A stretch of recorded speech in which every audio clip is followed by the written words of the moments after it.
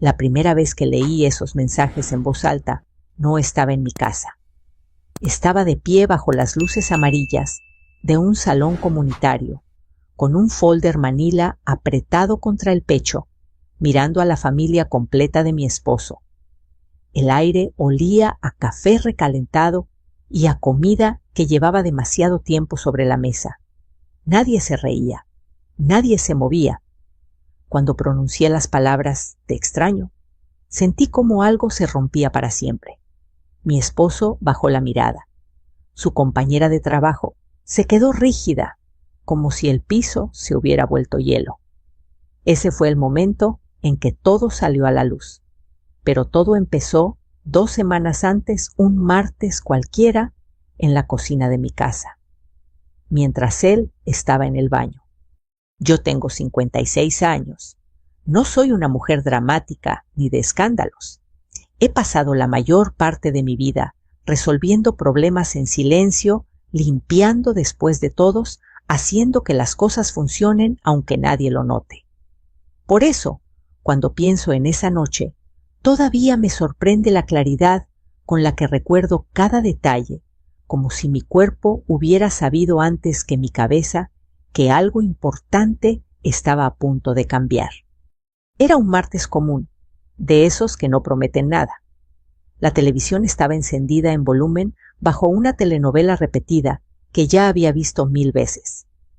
En la estufa, un guisado sencillo burbujeaba despacio, soltando un olor a ajo y cebolla, que siempre me había resultado reconfortante.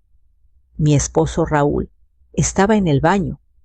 Escuchaba el agua correr por las tuberías viejas, ese golpeteo irregular que ya forma parte del sonido normal de la casa. El vapor salía por la puerta entreabierta, mezclándose con el calor de la cocina. Recuerdo haber pensado por un instante, esto es la vida. Nada extraordinario, nada malo. Solo una pareja de muchos años, compartiendo el mismo espacio sin decir mucho. Yo movía la cuchara con calma, pensando en lo que faltaba por hacer al día siguiente, cuando el teléfono de Raúl vibró sobre la mesa.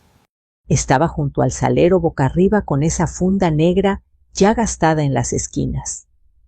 A nuestra edad casi todos los mensajes son de los hijos del médico del banco o de alguna farmacia. Ni siquiera volteé de inmediato. Seguí revolviendo la olla. El teléfono vibró otra vez. Me limpié las manos en un trapo y lo miré sin mucha atención. La pantalla se iluminó. Te extraño. Nada más. 2 palabras, sin emojis, sin explicaciones. Mi estómago dio un vuelco tan rápido que tuve que apoyarme en la encimera. Al principio quise convencerme de que estaba exagerando. Tal vez era una broma. Tal vez alguien se había equivocado de número. Tal vez yo estaba cansada. El agua del baño seguía corriendo. El extractor hacía ese zumbido constante. Todo en la casa seguía igual, como si no hubiera pasado nada. Levanté el teléfono y abrí el mensaje. Te extraño, decía otra vez. Debajo el nombre Claudia. Trabajo. Conocía a Claudia. No bien, pero lo suficiente. La había visto una vez en una comida de la oficina de Raúl, una mujer más joven que nosotros, siempre arreglada, siempre sonriendo demasiado. Me había dado la mano con firmeza y me llamó señora, con una cortesía que ahora me parecía falsa. Por unos segundos intenté darle una explicación inocente. Tal vez hablan mucho en la oficina. Tal vez es solo una forma de decir. Me repetí eso como si fuera un mantra. Entonces el teléfono vibró otra vez. ¿La vieja esa tuya está en casa? Sentí que el aire me salía de los pulmones. No fue un dolor inmediato. Fue algo frío directo, como si alguien hubiera apagado una luz dentro de mí. No recuerdo haber respirado durante varios segundos. Mis manos comenzaron a temblar, no de forma exagerada, sino ese temblor fino que aparece cuando el cuerpo intenta mantenerse en control. Dejé la cuchara sobre la estufa para no tirar nada. Cerré los ojos un momento. Pude haber caminado hasta el baño abrir la puerta de golpe y exigir explicaciones. Pude haber gritado. Pude haber hecho un escándalo que se escuchara hasta la calle. No lo hice. En lugar de eso, sentí algo distinto acomodarse dentro de mí. Una calma dura enfocada. La misma sensación que he tenido otras veces en la vida cuando algo se rompe y no hay espacio para el pánico. O te caes o te sostienes. Volví a leer el mensaje. ¿La vieja esa tuya está en casa? Mis dedos se movieron casi solos. Escribí despacio cuidando cada palabra, fingiendo ser él. Tu esposa no está en casa, ven para acá. Me quedé mirando la pantalla. Sabía que si enviaba ese mensaje no habría vuelta atrás. Si no lo hacía, tendría que vivir fingiendo que no había visto nada, dudando de mí misma cada vez que Raúl tomara el teléfono o llegara tarde. Apreté enviar. El mensaje salió con ese sonido breve y seco que ahora me parece ensordecedor. Dejé el teléfono en el mismo lugar, esta vez boca abajo. El agua del baño seguía corriendo. El guiso borboteaba. La casa respiraba como siempre. Yo no. La respuesta llegó demasiado rápido. ¿En serio? ¿A qué hora? Tragué saliva. Escribí: cuando quieras. Va a estar en la ducha un rato. Las burbujas de escritura aparecieron y desaparecieron. Finalmente, dame 20 minutos. 20 minutos. Eso fue todo lo que necesitó. No hubo dudas. No hubo respeto, ni por su matrimonio, ni por mí. Apagué la estufa. Cubrí la olla. Caminé hasta la sala y apagué la televisión. Me quedé de pie frente a la ventana, mirando la calle tranquila de siempre. Un vecino bajaba bolsas del súper. Un perro ladró a lo lejos. Todo seguía igual y, sin embargo, nada lo estaba. El agua del baño se detuvo. Escuché la puerta abrirse. Los pasos de Raúl por el pasillo. Tarareaba bajito, como siempre que se sentía bien consigo mismo. Ese sonido que antes me resultaba familiar, ahora me erizaba la piel. Entró a la cocina, con la toalla en la cintura, el cabello mojado. Sonrió. Huele bien, dijo. ¿Qué hiciste de comer? Lo de siempre, respondí. Mi voz sonó normal y eso me asustó. Se inclinó para tomar su teléfono. Yo observé su cara cuando la pantalla se encendió. Vi cómo el color se le iba del rostro. Sus ojos se movieron rápido del teléfono a mí y de vuelta al teléfono. Sus dedos empezaron a teclear con torpeza demasiado rápido. Entonces, antes de que pudiera decir una sola palabra, el timbre sonó. Raúl se quedó inmóvil. El sonido del timbre no fue fuerte, pero atravesó la casa como una cuchilla. Raúl seguía de pie con el teléfono apretado en la mano, la toalla a medio caer, los hombros rígidos.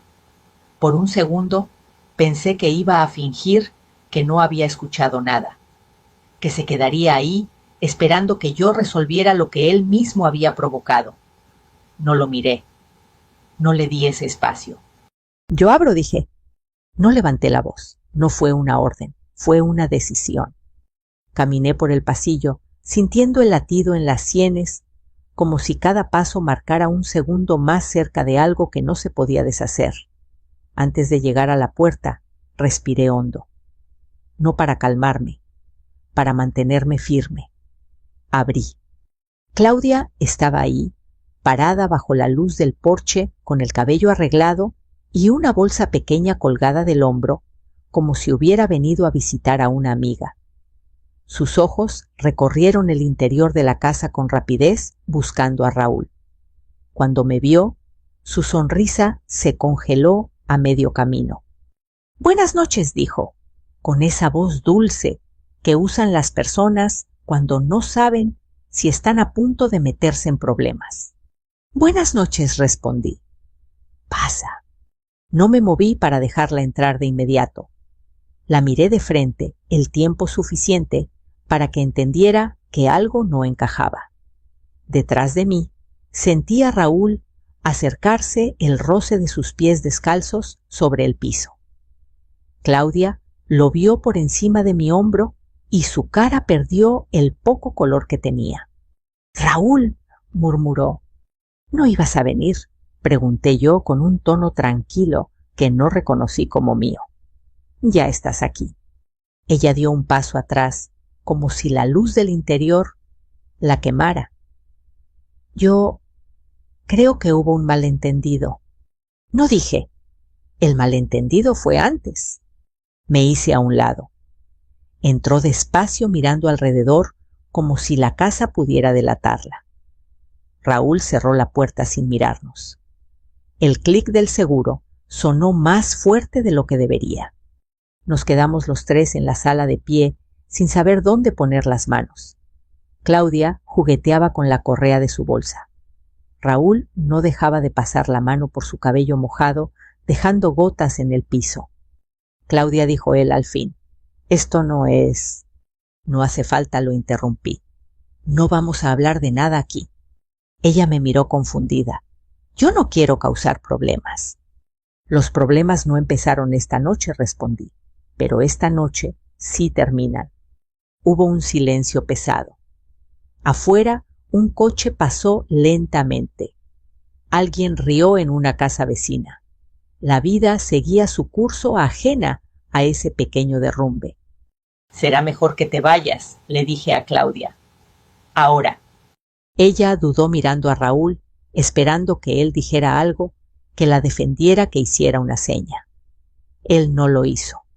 Bajó la mirada. Claudia apretó los labios, asintió una vez y caminó hacia la puerta sin decir más. Cuando salió, cerré detrás de ella con cuidado, sin dar portazos. No quería dramatizar.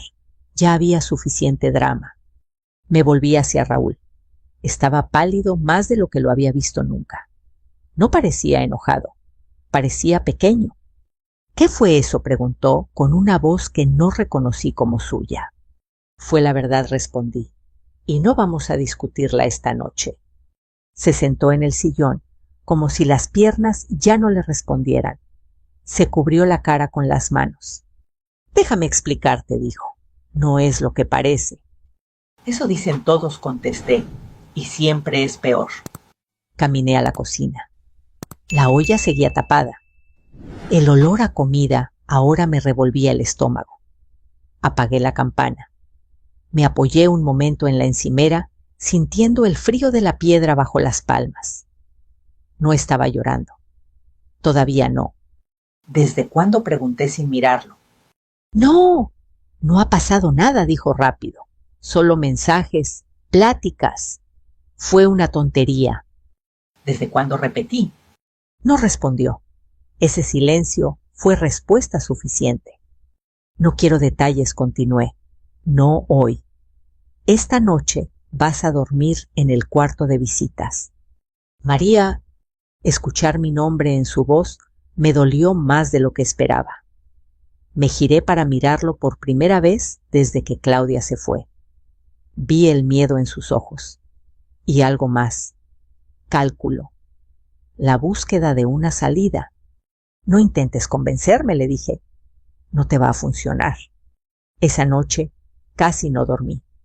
Escuché a Raúl moverse en el cuarto de visitas, toser, levantarse por agua. Cada sonido me recordaba que no estaba sola, y aún así me sentía aislada dentro de mi propia casa.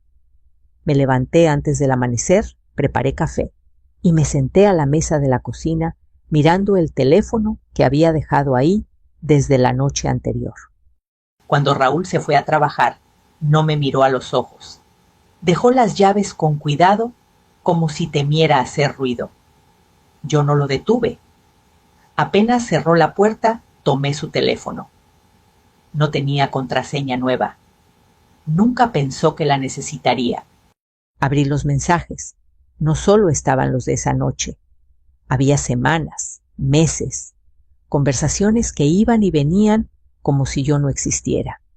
«Gracias por ayer. No puedo dejar de pensar en ti. Ojalá no tuvieras que regresar tan temprano». Sentí náuseas, pero seguí leyendo. Luego abrí su correo. Después el calendario. Viernes marcados como horas extra. Comidas de martes como reunión de equipo.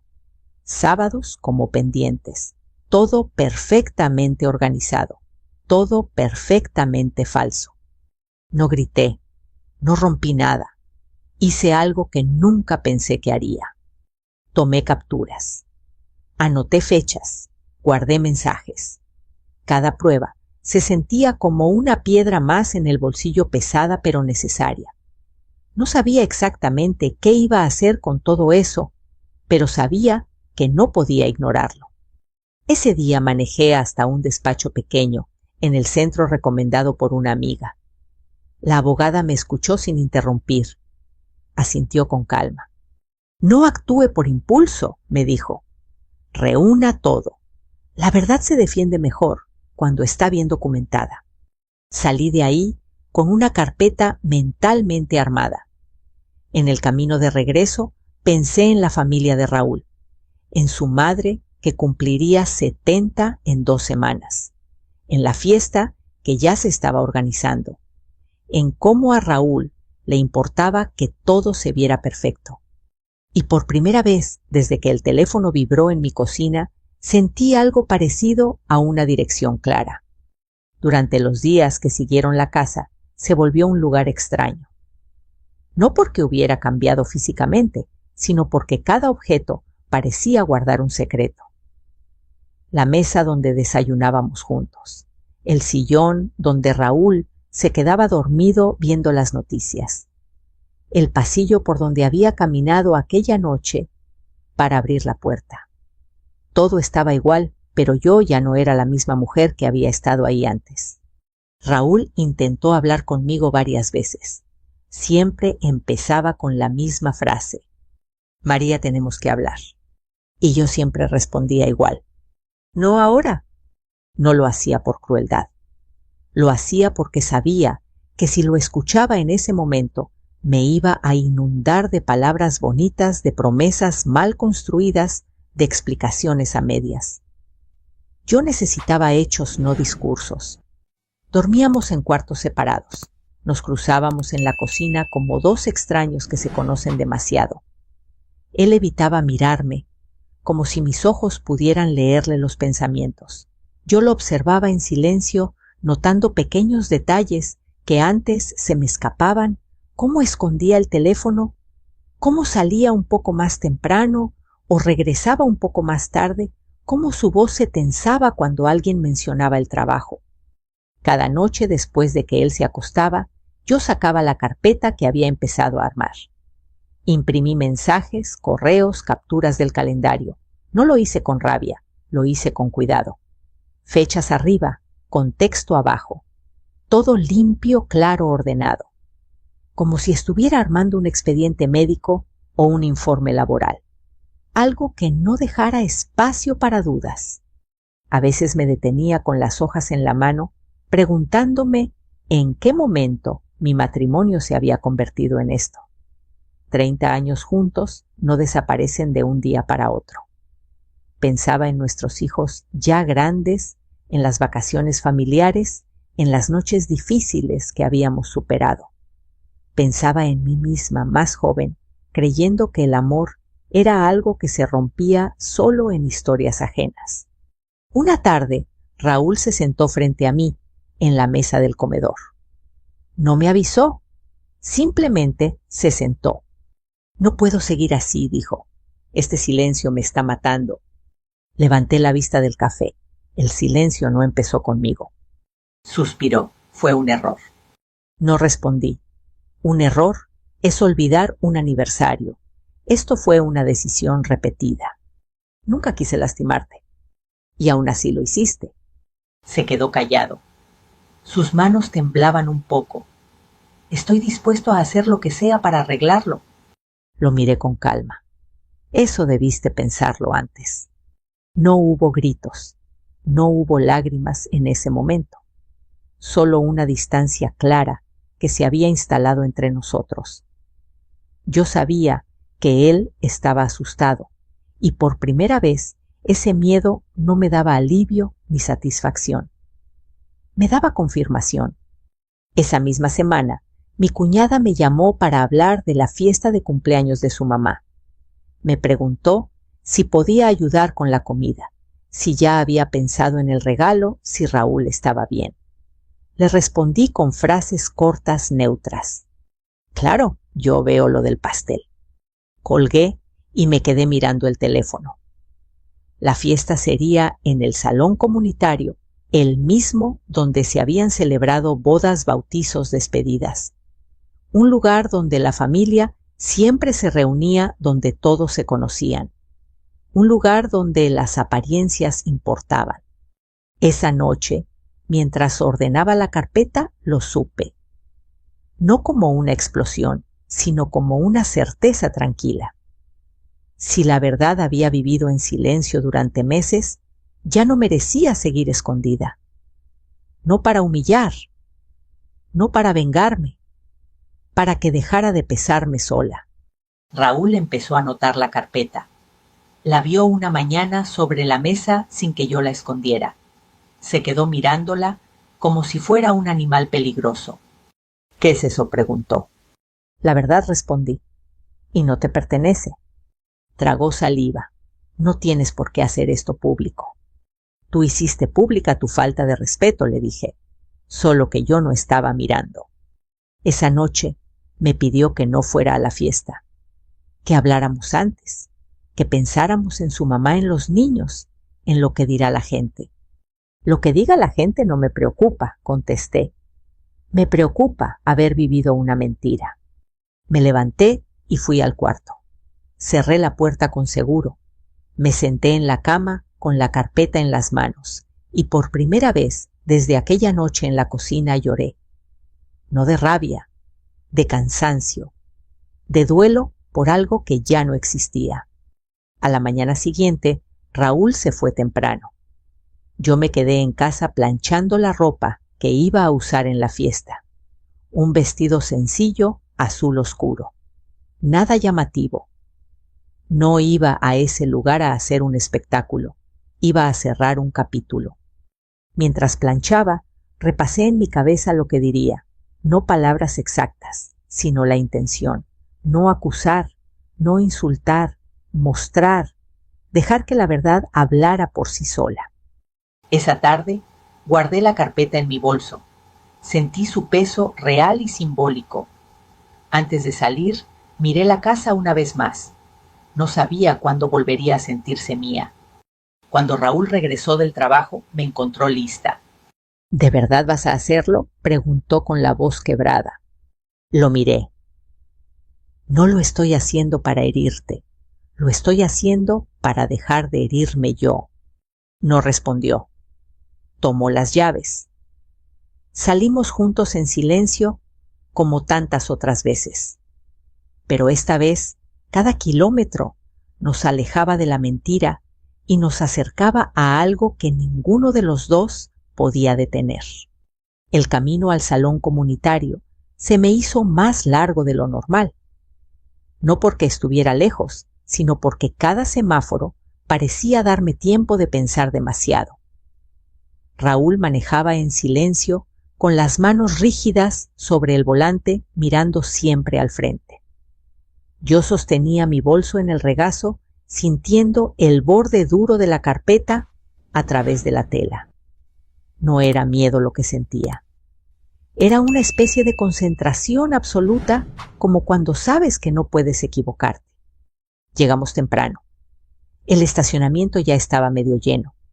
Luces amarillas salían por las ventanas grandes del salón y se escuchaba música suave, algo de fondo, para acompañar la charla. Bajé del coche antes que Raúl. Necesitaba unos segundos sola. Respiré hondo el aire fresco de la tarde y me obligué a mantener la espalda recta. No iba a entrar como víctima. Iba a entrar como alguien que había tomado una decisión. Dentro todo, estaba dispuesto con cuidado. Mesas largas con manteles de plástico, sillas plegables, globos sencillos. El pastel aún estaba cubierto, esperando su momento. La familia empezaba a llegar poco a poco. Abrazos, besos en la mejilla. Risas que se cruzaban por el aire. Saludé con normalidad, sonreí cuando correspondía. Nadie notaba nada extraño, y esa normalidad ajena me resultaba casi irreal. Vi a la mamá de Raúl, sentada cerca del centro hablando con unas amigas. 70 años. Una vida entera de historias. Me acerqué, la abracé con cariño sincero. Ella me sonrió sin saber que esa noche su celebración quedaría marcada de una forma que ninguno de nosotros había planeado. Raúl se movía inquieto, como un niño que sabe que está a punto de ser descubierto.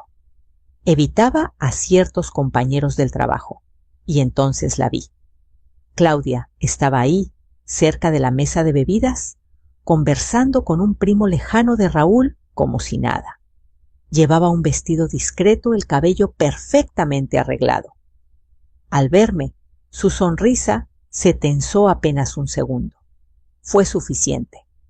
En ese momento, todas las dudas que me habían acompañado durante días se acomodaron en su lugar. No estaba exagerando, no estaba imaginando cosas. La mentira estaba caminando libremente por ese salón, cómoda, segura de sí misma. Me senté en una de las mesas laterales. Dejé el bolso en mis pies. Escuché conversaciones sueltas, historias repetidas, anécdotas familiares. Pensé en cuántas veces yo misma había estado sentada así, creyendo que conocía la vida que tenía. Pensé en lo fácil que es mentir cuando los demás confían en ti. Raúl se acercó y se sentó frente a mí. María, por favor, susurró. No hagas esto aquí. Lo miré con calma. Este lugar es donde todos creen que somos una familia honesta. Mi mamá no merece esto. Yo tampoco merecía la mentira, respondí. Se quedó callado. Bajó la cabeza. Por primera vez no intentó convencerme. La fiesta avanzó. Sirvieron comida. Alguien contó chistes. Cantaron las mañanitas con entusiasmo. Yo aplaudí, canté también. No iba a robarle ese momento a su madre. Esperé. No por cortesía, sino porque sabía que la verdad no necesita prisa. Cuando el ruido bajó un poco, cuando la mayoría estaba sentada con café en la mano, me levanté despacio. Tomé una cuchara y la golpeé suavemente contra un vaso. El sonido fue claro, seco. Las conversaciones se apagaron una a una. Varias personas giraron sus sillas para verme. Sentí la mirada de Raúl clavada en mí.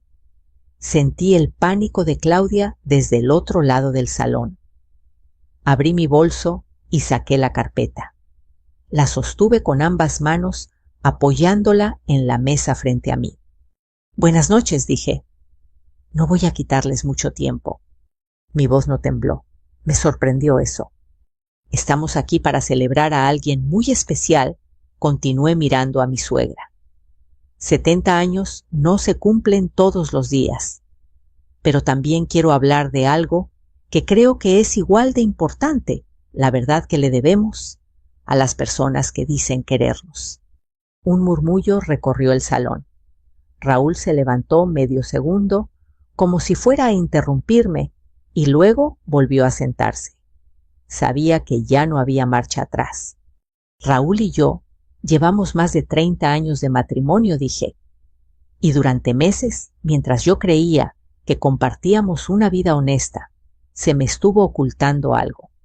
Abrí la carpeta, saqué la primera hoja. Voy a leer solo algunos mensajes, no todos, no hace falta. Leí despacio sin levantar la voz. Te extraño. Un suspiro colectivo se escuchó. Leí otro. No puedo dejar de pensar en la última vez. Mencioné fechas, horas, días que yo recordaba perfectamente porque habían sido noches en que cené sola, pensando que él trabajaba. Alguien dijo, Dios mío. Claudia se quedó rígida con la cara blanca, los labios apretados. Raúl se cubrió la cara con una mano. No hago esto por venganza, dije cerrando la carpeta. Lo hago por claridad, porque la mentira crece en el silencio y yo ya no estoy dispuesta a cargarla sola. Nadie aplaudió, nadie gritó. El silencio fue total. Me incliné un poco hacia mi suegra. Feliz cumpleaños, le dije en voz baja. Lo siento. Tomé mi bolso. Caminé hacia la salida sin mirar atrás. Sentí el aire frío de la noche en el rostro cuando abrí la puerta. Al cerrarla detrás de mí, el sonido fue suave, pero definitivo.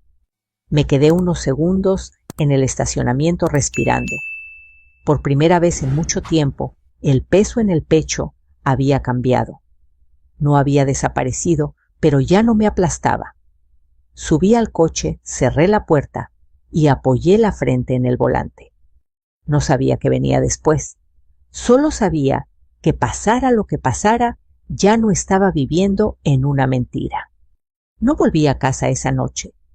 No porque no pudiera, sino porque no quería.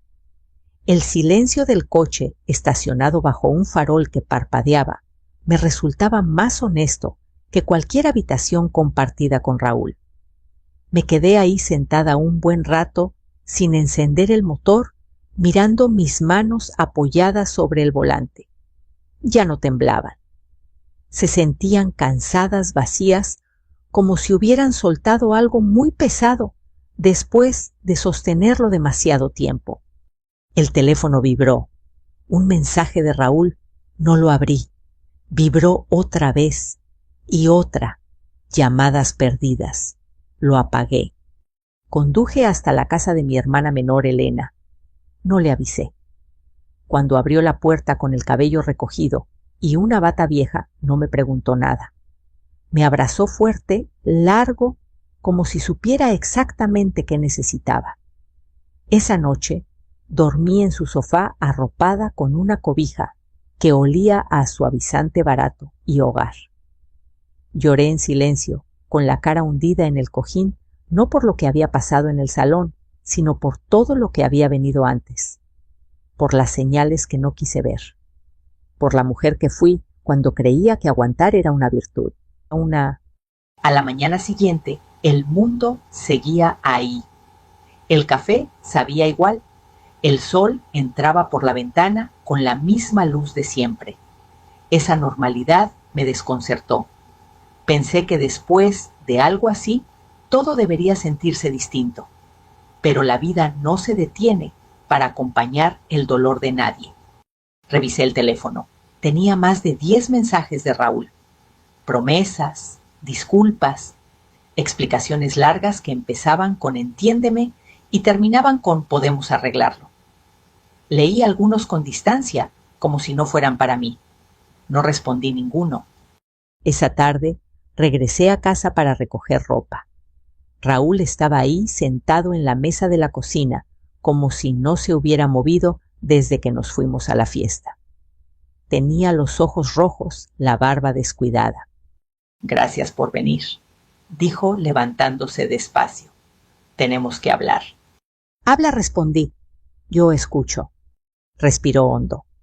Me equivoqué. Lo acepto. Pero no significa que no te quiera. Fueron mensajes, tonterías. Nunca pensé que llegarían tan lejos. Lo miré.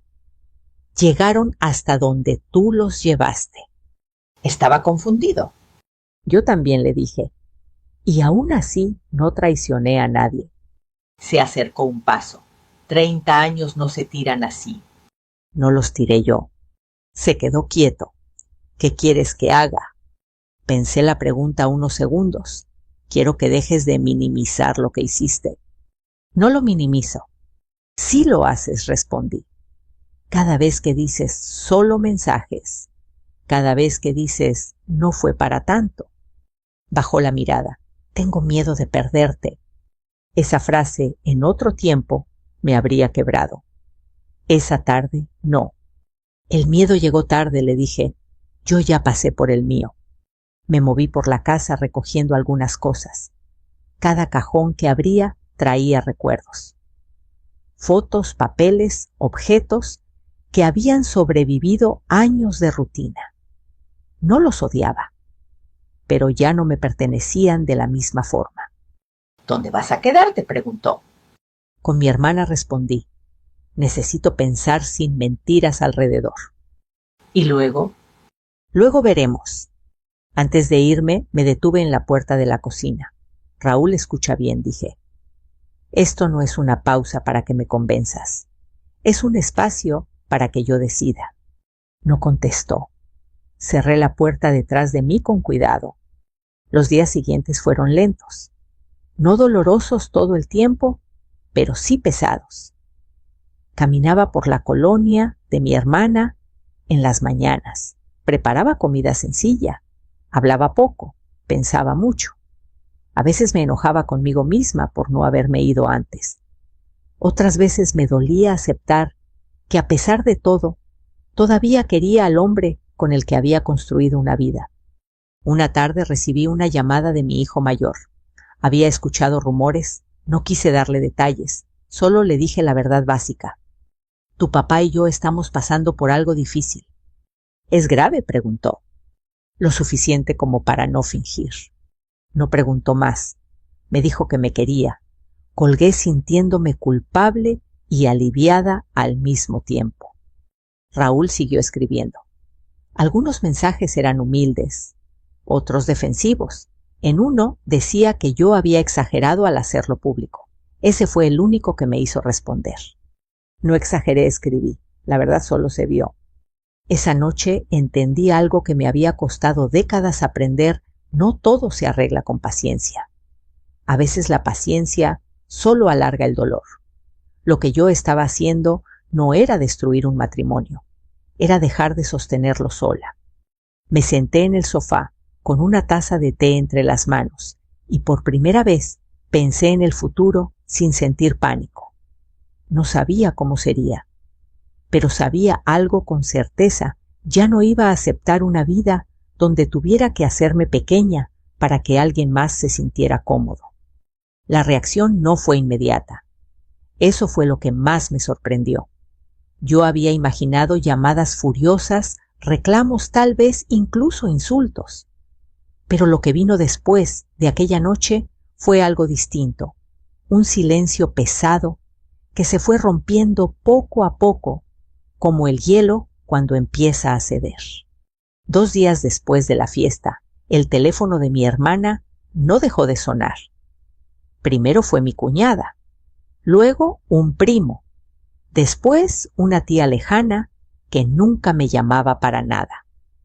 Todos decían más o menos lo mismo. María, ¿cómo estás, María? Sentimos mucho lo que pasó. María, no sabíamos nada. Yo respondía con educación, pero sin entrar en detalles. No tenía que explicar nada. La verdad ya estaba afuera, caminando sola, sin que yo tuviera que cargarla más. Raúl, en cambio, empezó a desmoronarse. Me llamaba a todas horas. Dejaba mensajes largos desordenados. En uno lloraba, en otro se enojaba, en otro culpaba al estrés, al trabajo, a la rutina, a todo menos a sí mismo. Escuché algunos, otros los borré sin abrir. No porque no me importara, sino porque ya no necesitaba oír versiones nuevas de la misma mentira. Una tarde acepté verlo. No en la casa, no en un lugar que tuviera recuerdos. Nos encontramos en una cafetería sencilla, de esas donde el café es fuerte y las mesas cojean un poco. Llegó antes que yo.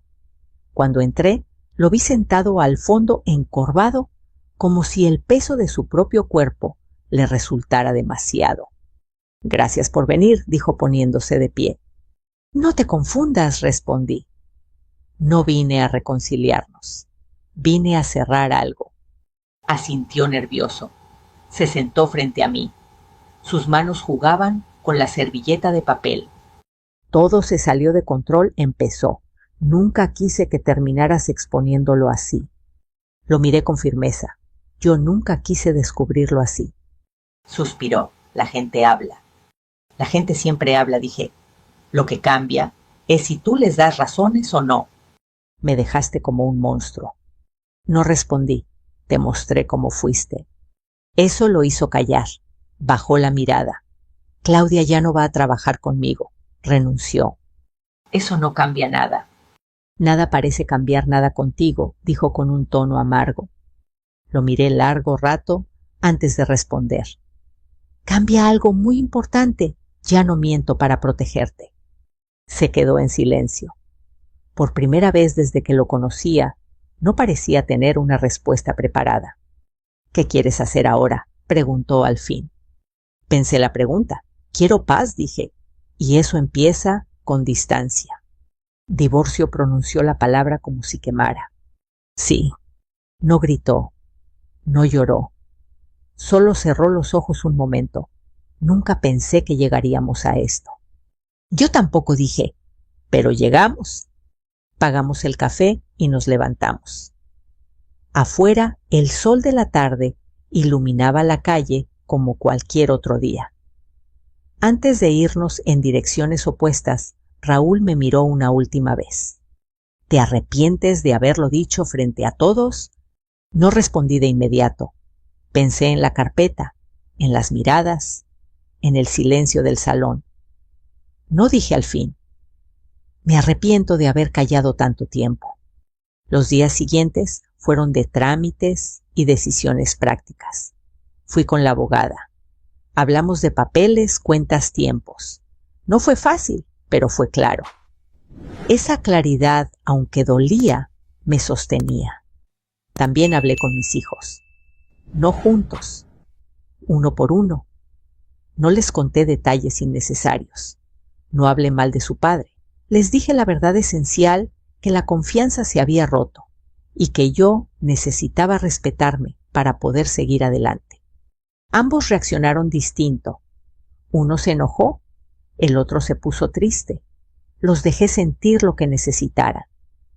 Yo ya no estaba ahí para controlar emociones ajenas. Una tarde regresé a la casa sola. Raúl no estaba. Caminé por las habitaciones, tocando los muebles, las paredes. No sentí odio, sentí despedida. Abrí el closet. Tomé algunas cosas más, dejé otras. No se puede cargar toda una vida en cajas. Antes de irme, me senté un momento en la sala. Recordé risas, discusiones, domingos tranquilos. Todo eso había sido real, pero también lo había sido la mentira. Ambas cosas podían coexistir sin que yo tuviera que elegir una para negar la otra. Cerré la puerta detrás de mí y dejé la llave sobre la mesa del recibidor. No hice ruido. No lloré. Salí al sol de la tarde con una sensación extraña, tristeza sí, pero también una ligereza que no había sentido en años. Esa noche dormí profundamente por primera vez desde que el teléfono vibró en mi cocina. No soñé, y al despertar supe que lo más difícil ya había pasado. El tiempo no cura todo, pero ordena. Eso lo entendí semanas después, cuando mi vida empezó a acomodarse en una forma nueva, todavía frágil, pero honesta. Ya no despertaba con ese nudo constante en el pecho. Seguía habiendo tristeza, sí, pero era distinta. No me paralizaba, me dejaba avanzar. Me quedé viviendo un tiempo con mi hermana. No fue cómodo al principio. A cierta edad, una ya está acostumbrada a su espacio, a sus silencios, pero también fue un regalo. Por las mañanas tomábamos café juntas sin prisa. Hablábamos de cosas simples, el clima, una vecina, una receta. A veces no hablábamos de nada. Y eso también sanaba. Empecé a caminar todos los días, no por ejercicio, sino para pensar. Las calles del barrio se volvieron mis testigos. Árboles que no había notado antes. Perros que siempre estaban en la misma esquina. La vida seguía constante, indiferente y generosa al mismo tiempo. Me di cuenta de que yo también podía seguir. Raúl y yo comenzamos el proceso legal sin dramas innecesarios. Cada encuentro fue breve, respetuoso, distante. Ya no había reclamos, solo decisiones. dividir cuentas, hablar de la casa, ajustar papeles. No fue fácil, pero fue digno. Y eso a mi edad importa más que cualquier promesa tardía. Una tarde, mientras ordenaba unas cajas, encontré fotos antiguas.